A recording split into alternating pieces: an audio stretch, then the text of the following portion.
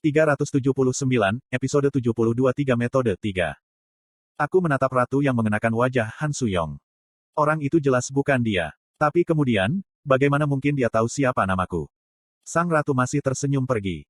Aku yakin kamu penasaran bagaimana aku tahu namamu. Dia adalah karakter dari pandangan dunia ini, dan dia hanyalah eksistensi yang bertindak sesuai dengan aturan yang ditetapkan oleh dongeng besar.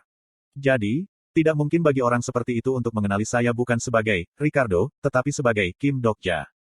Selain itu, dia berbicara tentang hal-hal yang tidak sejalan dengan pandangan dunia, namun percikan probabilitas tidak menekannya sama sekali.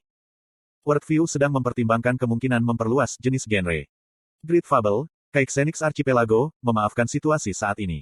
Pembatasan probabilitas yang dikenakan pada beberapa kata telah dilonggarkan. Kata-kata meta yang terkait dengan pandangan dunia telah diakui. Aku tanpa berkata apa-apa menatap ratu sebelum mengaktifkan skillku. Keterampilan unik, daftar karakter, telah diaktifkan. Nama, tanda tanya. Umur, 50. Peringkat keseluruhan, individu yang berlaku memiliki kebencian terhadap Anda. Info ratu masih tidak mau muncul. Saya pikir itu karena Han Suyong pada awalnya. Saya pikir, sebagai orang yang tidak terdaftar dalam daftar karakter, kepemilikan tuan rumahnya tidak memungkinkan untuk memeriksa informasi tentang sang ratu sendiri. Tetapi, bagaimana jika saya salah? Apakah kamu Han Suyong? Dulu aku pernah dipanggil itu dulu. Bagaimana apanya? Sang ratu perlahan mengedipkan matanya dan melanjutkan ceritanya. Apakah Anda tahu kisah tentang seorang wanita tertentu yang mencoba bertahan selama puluhan tahun tanpa apa-apa selain harapannya yang akhirnya kosong? Aku tahu seorang pria dengan cerita yang sama. Yu Jong Hyuk yang menjawab sebagai gantinya, saat dia menghunuskan pedang iblis surgawi iblisnya. Senyum tetap di bibir ratu saat dia berbicara. Oh, mantan kekasihku yang menyedihkan, sepertinya kamu datang ke tempat eksekusi sendiri. Pertunangan kami telah dibatalkan. Panggil aku sekali lagi, dan aku akan memotong kepalamu. Petik 2. Hampir pada saat yang sama, sosok kedua orang itu menghilang dari pandangan. Dan kemudian, dua keberadaan luar biasa ini bertabrakan satu sama lain, ketika suara ledakan yang mengejutkan terdengar. Langit-langit halaman pelatihan bertiup, angin pedang dan energi magis berselisih untuk menciptakan pilar angin penghancur yang meningkat mencium langit di atas.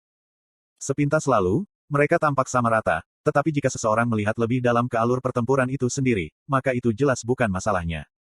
Setelah mereka bertukar lusinan gerakan dalam sekejap mata, Yu Jong Hyuk ditinggalkan dengan cedera ringan di lengan kirinya. Di sisi lain, tidak ada satu goresan pun pada sang ratu. Yu Jong Hyuk didorong mundur. Bung kuat yang tak terbayangkan itu tidak cukup kuat untuk bersaing dengan ratu pandangan dunia ini.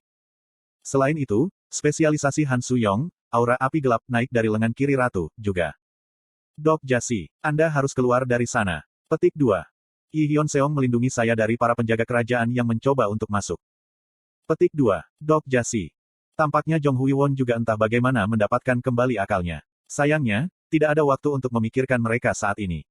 Detik demi detik berlalu dan keseimbangan pertempuran yang sebelumnya bahkan cepat memiringkan hati Yu Jong Hyuk.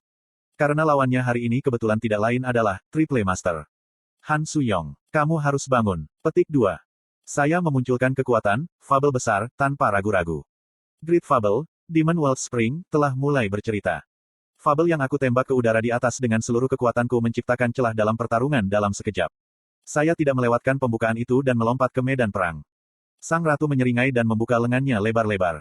Oh, Raja Iblis Keselamatan. Wanita yang kamu cari sudah lama mati.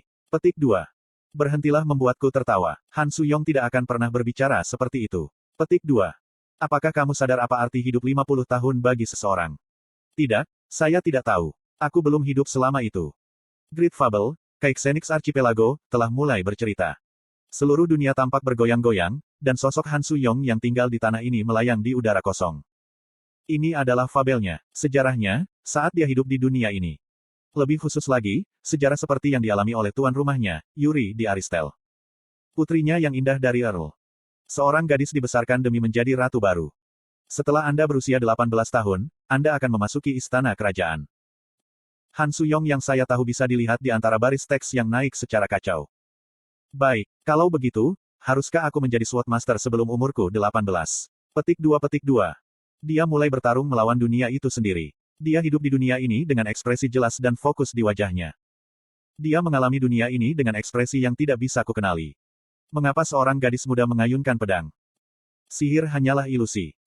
Klise tertentu akan mencoba menghalangi seseorang dengan dalih menjadi klise. Dan Han Suyong yang saya kenal membenci klise lebih dari siapapun di luar sana.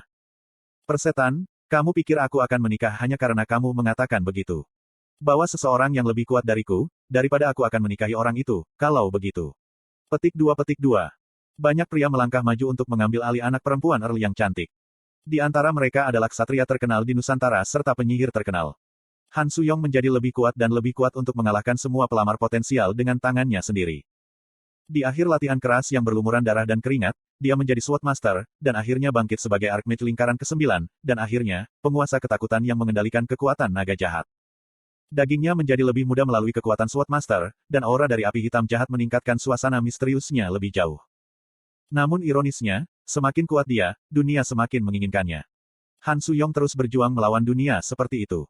Dia menghabiskan hidup yang jauh lebih lama di tempat ini daripada yang dia lakukan di bumi, dan melakukan yang terbaik untuk dengan tekun menanggung periode waktu yang panjang itu. Fabelnya melanjutkan dengan bercerita, tapi aku tidak bisa mendengarnya lagi dari titik tertentu dan seterusnya. Itu kesepian. Saya merasakan pemberontakan. Meskipun Han Suyong ada di dunia ini bersama saya. Titik. Rasanya seolah dia sangat, sangat jauh. Ini bukan dunia Han Suyong. Siapa kamu yang memutuskan itu? Anda sudah mengenalnya kurang dari 4 tahun, tidak lebih dari itu. Dan jika Anda menghitung hari-hari yang Anda habiskan bersamanya, itu akan kurang dari 1 tahun, bahkan. Petik 2. Mungkin itu semua benar. Apa yang sebenarnya kamu ketahui tentang Han Suyong? Saya ingat Han Suyong yang saya tahu di kepala saya. Seseorang dengan harga diri yang tinggi yang tidak tahu bagaimana harus meminta maaf atau mengambil kembali apa yang dia katakan, seseorang yang mengejar efisiensi, tetapi yang siap menyerah pada efisiensi itu demi teman-temannya. Seseorang yang bertindak egois dan sejenisnya, tetapi yang selalu pergi, kalian tidak bisa melakukan apapun tanpa aku, dan bersiap-siap untuk mempertaruhkan nyawanya. Titik. Dengan cara apa dia berbicara?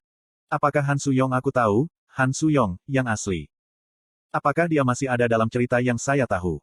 Han Suyong yang kamu tahu tidak ada lagi. 50 tahun terakhir telah membentuknya menjadi keberadaan baru. Dan itu justru saya. Petik 2.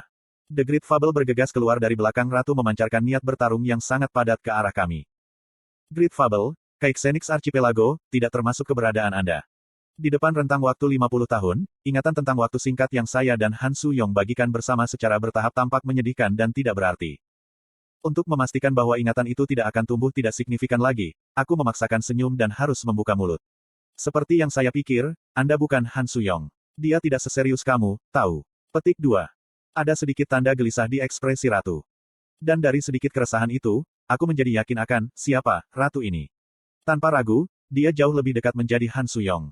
Namun, dia tidak pernah bisa sepenuhnya menjadi dirinya. Kamu tidak lain adalah Yuri di Aristel, Putri Erldan yang kebetulan menyaksikan kehidupan Han Suyong untuk waktu yang lama. Anda mungkin mengambil celah yang diciptakan oleh dongeng besar menelan Han Suyong dan mengambil alih tubuhnya. Petik 2. Petik 2. Sekarang, bicara, di mana Han Suyong yang asli? Petik 2. Alih-alih jawaban verbal, status yang luar biasa mengalir dari seluruh tubuhnya. Kuadudududu. Seolah-olah pertempuran sengit yang kami perjuangkan sampai sekarang hanyalah pemanasan, gelombang status terlepas dari seluruh tubuhnya menabrak kami, menyebabkan tubuh kami berakar di tempat, Yu Jong Hyuk, Yi Hyun Seong, Jong Hui Won, dan aku. Sang ratu perlahan-lahan berjalan menuju kami saat gerakan kami sepenuhnya tertutup sekarang. Saya bertanya padanya, apakah kamu berencana untuk membunuh kita semua? Bunuh kamu. Seringai mengejek melayang di bibirnya. Sepertinya kamu masih belum tahu banyak tentang skenario ini. Karena kalian semua telah bertahan sejauh ini, itu berarti tidak ada dari kalian yang akan mati. Aku, dan Han Suyong, juga berharap untuk itu.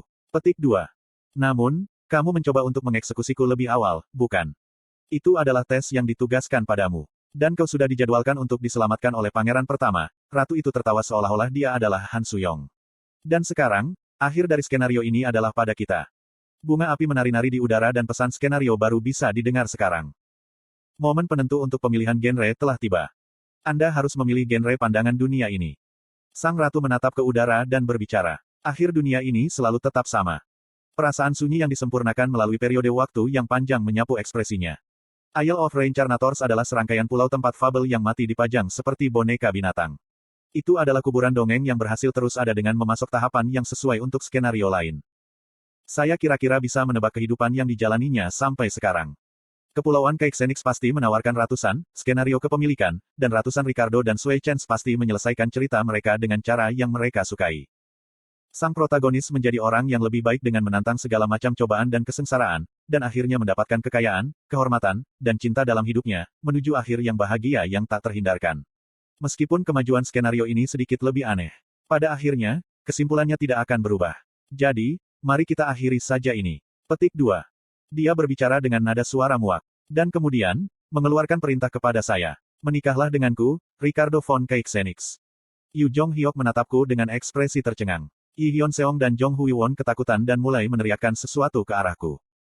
Saya dengan tenang mengajukan pertanyaan, sebagai gantinya. Apakah itu kesimpulan dari skenario ini?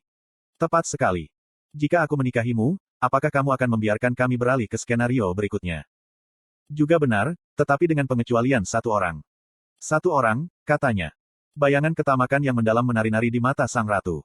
Han Suyong harus tetap di dunia ini. Anda tahu, saya sangat menyukainya. Dan Anda akan menjadi pecinta tragis yang mengucapkan selamat tinggal dalam sebuah skenario. Petik 2. Genre dari skenario yang berlaku mengarah ke romantis. Skenario kondisi yang jelas akan terpenuhi segera setelah genre dikonfirmasi. Dunia ini sedang bernegosiasi dengan kami untuk sebuah kesepakatan, menyuruh kami untuk meninggalkan Han Suyong. Hidup di dunia ini, dan bukan di dunia aslinya, lebih cocok untuknya. Itu mungkin benar juga. Daripada, Han Suyong, dari, Kepulauan Keixenix, mungkin bisa menikmati kehidupan yang lebih bahagia. Sang ratu dengan arogan menatapku mengulurkan tangan kirinya. Berdiri dan cium tanganku, dan ucapkan selamat tinggal pada teman lama Anda. Petik 2. Itu adalah tangan putih, Han Suyong akan bertarung melawan dunia ini dengan tangan itu. Di punggung tangannya yang putih, aku bisa melihat lusinan bekas luka dan kulit kapalan. Hanya, untuk tujuan apa dia bertarung sangat keras seperti itu? Saya ingat bukunya tersimpan di dalam saku saya dan mengangkat suara saya. Petik 2. Hanya seperti yang kau katakan, aku tidak kenal Han Suyong. Memang, kau akhirnya mengakuinya. Itu sebabnya aku pasti tidak bisa membiarkannya pergi.